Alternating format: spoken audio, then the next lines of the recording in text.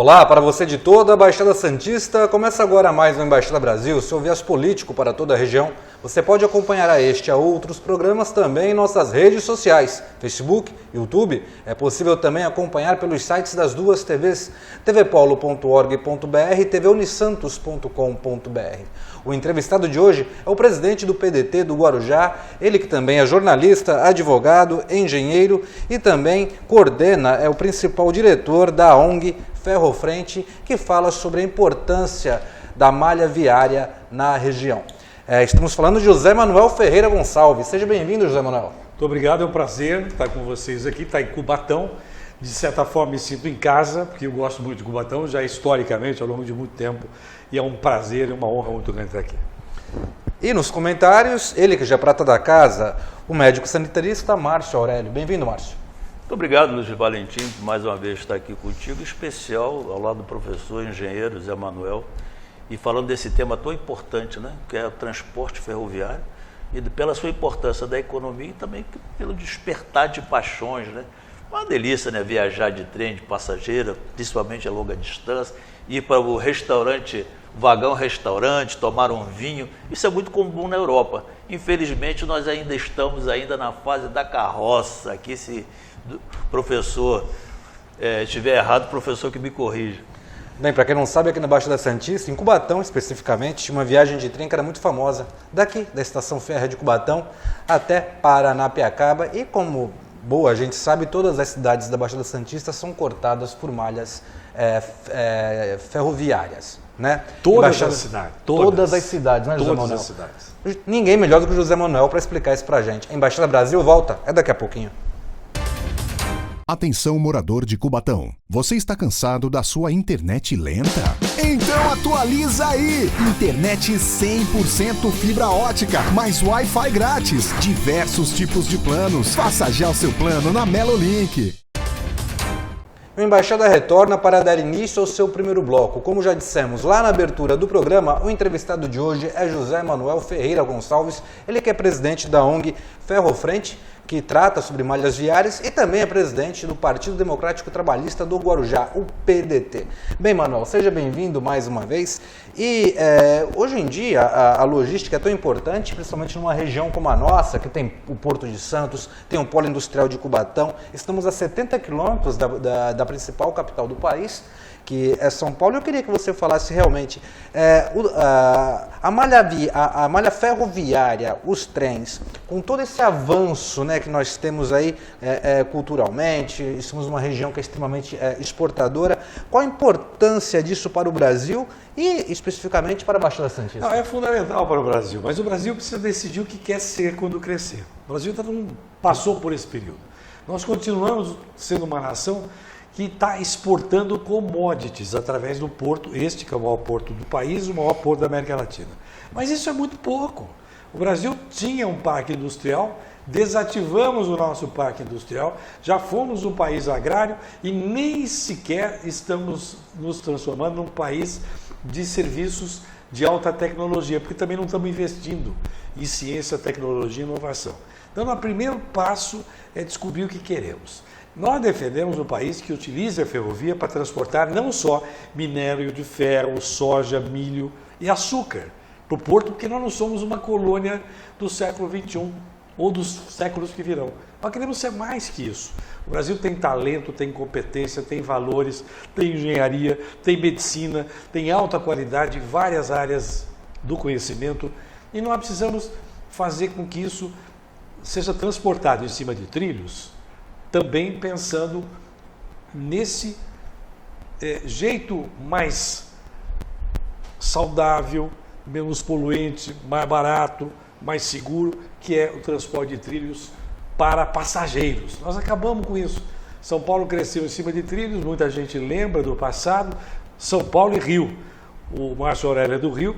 Nós tínhamos um trem que ligava São Paulo ao Rio, o trem de prata, que você tinha um restaurante internamente, você até citou isso na abertura, e tudo isso foi jogado fora, porque a empresa concessionária, a MRS, quis transportar só minério de ferro e fechou o transporte de passageiros. E o Brasil vem vivendo isso e vendo isso ao longo do tempo, sem ter uma reação forte, firme e estratégica, é isso que é lamentável. E você falou da Baixada.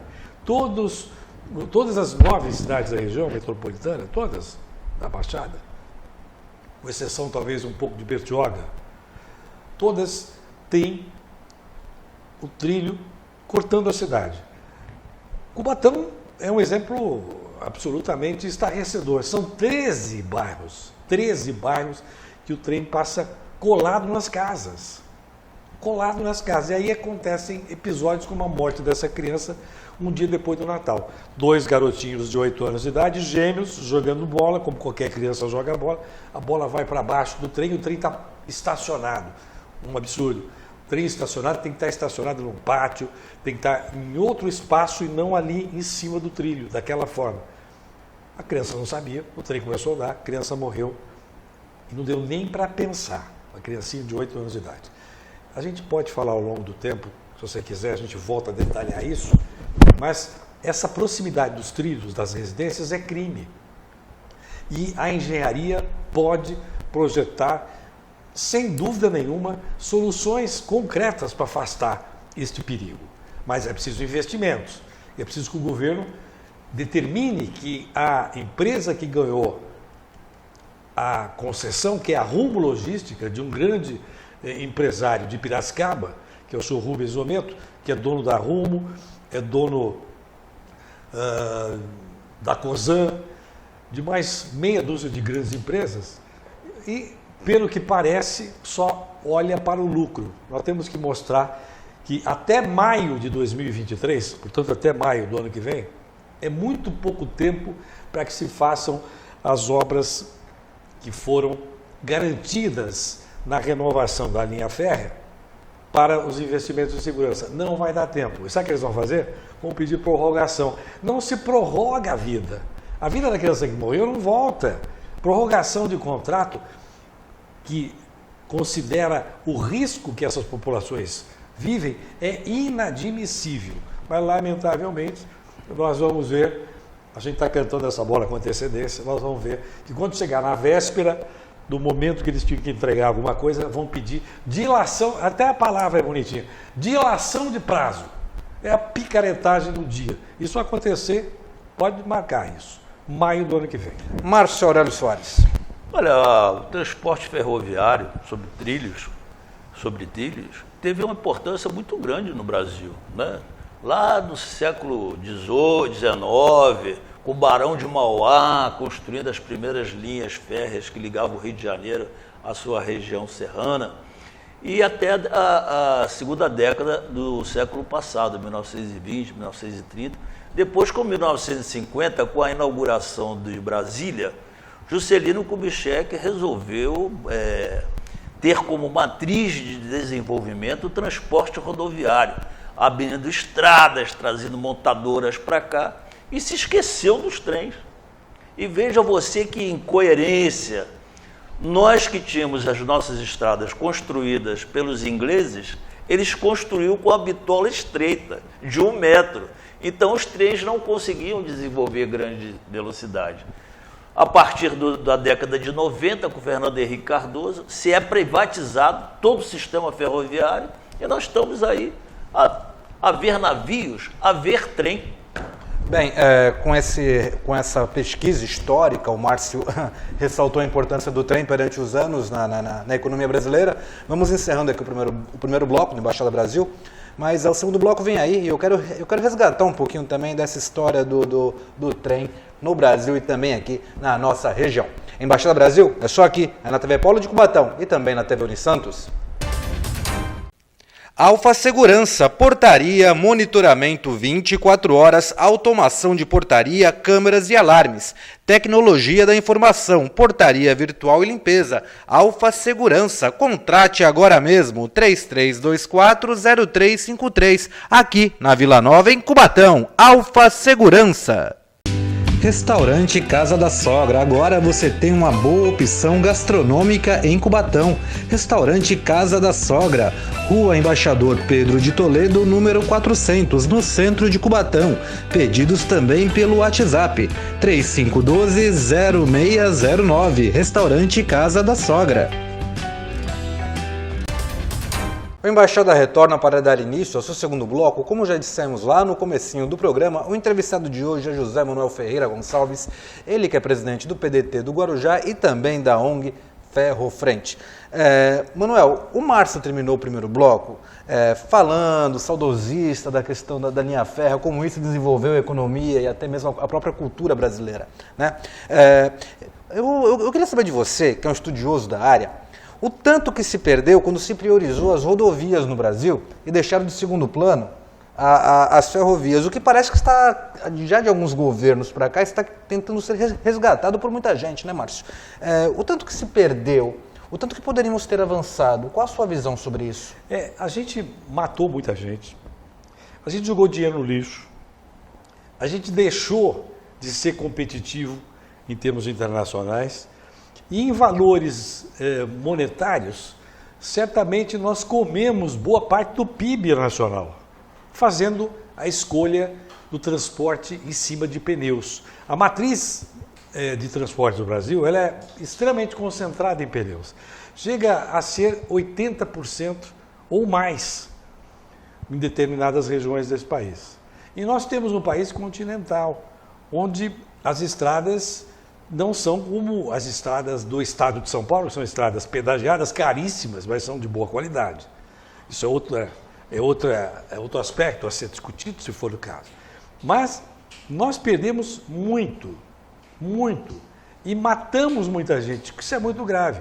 São escolhas ruins. Tem cabimento para você exportar soja pelo Porto de Santos, um caminhoneiro sair lá do Mato Grosso e vir por 1.200 quilômetros na média até o porto? Claro que isso é uma loucura, isso não tem o menor sentido. Você perde carga, você transporta com muita dificuldade, o tempo não é o melhor, não há segurança nisso. Então nós precisamos pensar que o Brasil fez uma escolha que eu até imagino já lá no passado, até antes um pouquinho do que o Márcio lembrou bem, o Juscelino com a construção de Brasília. Aliás, ele utilizou o trem para construir Brasília, levou muitos materiais para Brasília de trem, mas depois a escolha pelo caminhão, a escolha pelo transporte de pneus já estava feita. Havia um acordo até anterior. Getúlio Vargas, que é o nosso grande inspirador das causas trabalhistas, havia feito um grande acordo também para trazer a siderúrgica para o Brasil. Construiu a CSN, para, na verdade, trabalhar com a construção de material bélico, porque o mundo estava em guerra. Mas o que nós vimos depois foi a utilização, por exemplo, pela Ford. A ideia era a expansão da fábrica da Ford para outros países. E o Brasil vestiu esta roupa do desenvolvimento daquela época com muito vigor. Achou muito bacana o jeitão norte-americano de ser e querendo trazer carros, construindo e fabricando carros aqui, etc. Foi um bom momento, digamos assim. Mas tudo passa. Quem financiou a ferrovia em São Paulo foi o café, porque nós levávamos café no lombo de burro. O café descia a serra para o porto em cima do lombo de burro. É impressionante, mas é verdade. É uma história que a própria história de Cubatão passa por isso. Pois a própria tropa de Dom Pedro. É impressionante, mas é a realidade. Subiu aqui pelo nosso querido Caminhos do Mar. É inimaginável. Mas veja, aí quando o café percebeu que precisava chegar mais depressa, financiaram, com o apoio dos ingleses, as ferrovias. Você citou, inclusive, isso, Márcio Aurélio. Os ingleses, naquela época, bitola de 1 metro. Né? Depois a bitola aumentou e nós temos alguns conflitos de bitola pelo resto do país. Temos isso, mas não é o ponto principal. O ponto principal é que nós escolhemos uma matriz que é em cima de pneus. Nós precisamos primeiro rediscutir com firmeza isso. Esse governo que está aí, tem alguém que se coloca como um grande ministro da infraestrutura. É a maior mentira entre várias mentiras desse governo. Não fez 1 centímetro de estrada de ferro nova. Não conseguiu fazer absolutamente nada. E nós não estamos organizando o país para o transporte de passageiros. Nós não fizemos isso. e transportando cargas nós só fizemos monopólio, como essa Rumo que eu estou dizendo aqui, que desgraçadamente matou, assassinou uma criança. Eu não vou chamar de outra coisa, mas alguns amigos vão dizer, mas está sendo muito radical, o trem apenas atropelou apenas, matou uma criança em defesa de 8 anos de idade. Eu não estou exagerando, porque já aconteceu e vai acontecer de novo. E não é só em Cubatão, já aconteceu em todo o estado de São Paulo. Márcio Aurélio. Olha, eu não lembro, salvo engano, alguma cidade da Europa que não tenha a sua estação de trem relacionada com íntimo contato com o aeroporto e o centro da sua cidade. Você desce no Charles de Gaulle, o aeroporto de Paris, de dentro do aeroporto, você pega um VLT controlado por controle remoto, sem piloto, dali ele te leva numa estação sem sair do lugar praticamente, e você chega na Torre Eiffel. Agora você imagina, você sai de Xangai e vai para Beijing, Pequim. Eu fiz essa viagem no trem a 300 km por hora, onde é servido vinho, água, refrigerante, nem tremer o copo não treme, a 300 km por hora. Você tem uma capital como São Paulo, que você tem um dos maiores aeroportos do hemisfério sul, se não o maior, que é Cumbica, que não tem um trem de alta velocidade para levar a São Paulo. Nós estamos aquém e nós só falamos, entra governo, sai governo, e as evidências estão na nossa frente e nós podíamos dizer, caramba, esse país, cara, ele tem a vocação para o desenvolvimento. O que estraga são alguns políticos que vêm nos comandando aí e nos tomam as medidas necessárias para, de fato, esse desenvolvimento ocorrer. E não é só desse governo, viu? Olha, você citou o Aeroporto Internacional de Guarulhos, bem lembrado, Márcio Aurélio. Olha só o que aconteceu. Nós temos uma linha de metrô que supostamente chegaria até o aeroporto, mas ela não chega. Há uma baldeação que as pessoas vão pegar o ônibus num determinado momento para chegar até o aeroporto.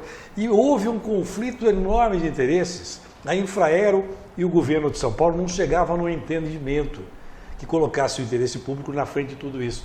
E prevaleceu o interesse de quem queria colocar pelo menos um trecho de pneus, até no transporte sobre trilhos. Então, se você fizer essa experiência, você tente pegar, faça essa experiência, você que está ouvindo a gente, vendo a gente na televisão, tente pegar o metrô em São Paulo ou ir até o aeroporto de Guarulhos de trem.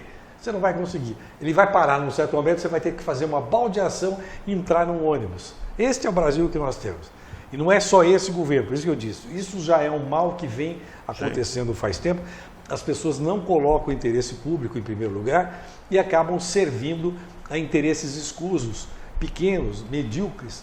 E eu até diria criminosos, como esse que aconteceu aqui em Cubatão. Bem, a produção me informou que estamos chegando ao final do segundo bloco, mas não sai daí, o terceiro bloco está aí, tem muito mais bate-papo aqui com o José Manuel Ferreira Gonçalves e também com o doutor Márcio Aurélio Soares. Embaixada Brasil é só aqui, na TV Polo de Cubatão e também na TV Unisantos. Restaurante Casa da Sogra. Agora você tem uma boa opção gastronômica em Cubatão. Restaurante Casa da Sogra, Rua Embaixador Pedro de Toledo, número 400, no centro de Cubatão. Pedidos também pelo WhatsApp 3512-0609. Restaurante Casa da Sogra. O Embaixada retorna para dar início ao seu terceiro, porém último bloco. Como já dissemos lá no comecinho, recebemos hoje José Manuel Ferreira Gonçalves, ele que é presidente do PDT do Guarujá e também da ONG Ferrofrente.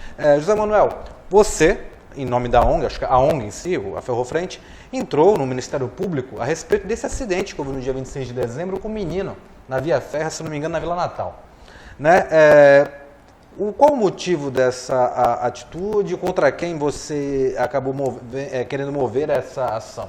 Nós representamos ao Ministério Público Estadual e ao Ministério Público Federal, para que eles trabalhem em sintonia. O Ministério Público do Estado já abriu uma portaria, um inquérito civil, e já oficiou, inclusive, a Prefeitura, que é a Prefeitura da cidade de Cubatão, também tem que dizer aqui veio. Afinal de contas, está vendo ao longo do tempo o trilho serpenteando a cidade e o que ela está pressionando, o que ela está fazendo, o que ela está efetivamente construindo para diminuir esses riscos que a população está correndo.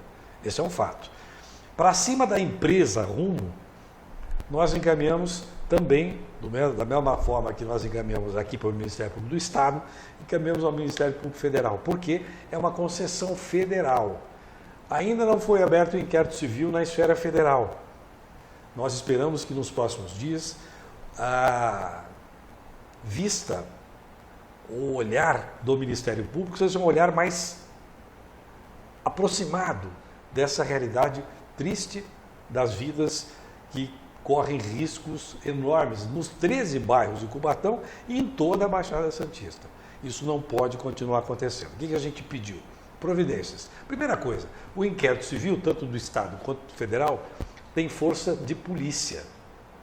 Eu assisti ao Ministério Público durante um tempo da minha vida, eu sei que tem força. Na hora que o promotor oficia uma empresa, oficia a prefeitura, ela dá um prazo. Vem lá um prazo para a resposta. E o pessoal cumpre, porque se não cumprir, o Ministério Público tem um alcance, que é um alcance considerável, para agir fortemente contra isso. Depois, se o Ministério Público chegar à conclusão, ele vai entrar com a ação civil pública. Ou, quem sabe, fazer um termo de ajustamento de conduta, o chamado TAC. Pode ser que aconteça isso. De qualquer maneira, o que nós queremos é que a comunidade, que a sociedade de Cubatão e da Baixada Santista se mobilize. A morte dessa criança não pode ser em vão. Faleceu aos 8 anos de idade, uma criança que tinha sonhos, uma família que está destroçada, gente que tinha esperança de ver essas crianças crescendo, e tudo isso, infelizmente, se perdeu pela irresponsabilidade de quem devia cuidar. A Agência Nacional do Transporte Terrestre, que envolve também o transporte ferroviário, nada fez para fiscalizar efetivamente. Márcio Aurélio. Eu convido vocês a entrarem no YouTube e pesquisar lá. Trem na feira. Vocês vão ver um vídeo em que é uma rua que tem trilhos no meio, muito estreita, cheio de barracas, camelôs, uma feira no meio da rua. Já vi. E o trem apita, o pessoal começa a recolher as barracas e passa o trem aqui a 30 centímetros. Aí você fala assim, poxa, isso aí deve ser lá na Índia, né? Um país lá no fim do mundo, uma coisa não acontece. Gente, não podemos banalizar, isso está aqui do nosso lado. Não, infelizmente, sou obrigado a dizer que essa criança não foi a primeira, nem será a última a continuar nesse tipo de conduta. E a sociedade fechando os olhos para isso. Não tem muito tempo, uma menina foi morta também, ali na passagem para a Vila dos Criadouros, ali na Vila dos Pescadores. Aquilo ali é um absurdo. E onde estão nossos representantes políticos? Por isso que a sociedade criminaliza e não acredita na política. Porque nós votamos, elegemos deputados estaduais, elegemos deputados federais, elegemos prefeito, elegemos governador. Perde-se uma criança de 8 anos de idade, o trem está passando no meio da periferia pobre de uma cidade, de um povo que está passando dificuldade, sem emprego, passando fome muitas das vezes, e tem seu filho estraçalhado por uma empresa milionária que só pensa no lucro e não pensa nas pessoas. Você me desculpe a alteração de voz, mas é impossível não ficar indignado e não ser rebelde nesse momento. Nós temos que continuar nos indignando e sermos rebeldes, mesmo aos meus 63 anos, mas com causa. José Manuel, você é envolvido na causa dos trens e com grande conhecedor do assunto, você deve acreditar que políticas públicas nessa linha seja bom para a sociedade. Tanto é que você é uma pessoa pública, você é presidente de um partido na cidade do Guarujá, que é o PDT. Você está à frente do partido lá? Como é que está a sua situação? Eu assumi o partido lá no Guarujá questão de 6 meses atrás. O partido vinha mal. Como, de certa forma, em muitas cidades, o partido acaba, diferentemente de algumas cidades, onde, por exemplo, o Márcio veio fazer um trabalho muito bonito em Santos. Mas isso não é uma regra geral. Os partidos políticos, de forma geral, acabam fazendo um procedimento que se aproxima da velha política, do toma lá, dá cá. Isso é péssimo. O que nós precisamos é colocar a política a serviço dessa população, perguntando à população o que a população precisa. Parar de vir com soluções mirabolantes de cima para baixo, mas dialogar com as pessoas, conversar, cuidar das pessoas.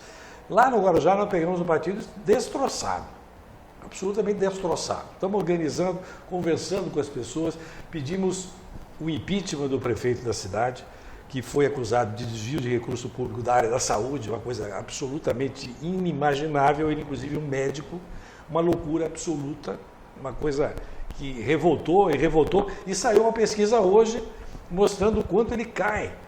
Ele saiu lá de cima e foi avaliado nessa pesquisa, ele está lá embaixo. Isso não é novidade, eu até gravei hoje um vídeo sobre isso. O Márcio falou que nesse trem da feira, quando o trem vai andar, há um apito. Ainda o apito existe. Nesse caso que morreu a criancinha, nem apito existiu. Porque uma das providências que a empresa tem que tomar, com a fiscalização do governo, e dos órgãos de Estado, que são mais do que governo, como a NTT, é fazer um trabalho de conscientização das pessoas que vivem próximas da linha férrea. É preciso educação, é preciso orientação, é preciso esquemas como este, semáforos, sinais sonoros e todo um treinamento para que isso seja minimizado. Além de, claro, você tirar o conflito mesmo. Construindo aqui em Cubatão estão previstos 2 viadutos. Estão previstas uma porção de obras que eu repito, como disse no início, até agora, o senhor que está ouvindo, o senhor que está vendo, até o ano que vem não vão fazer absolutamente nada e vão pedir prorrogação. Anote a data, maio de 2023.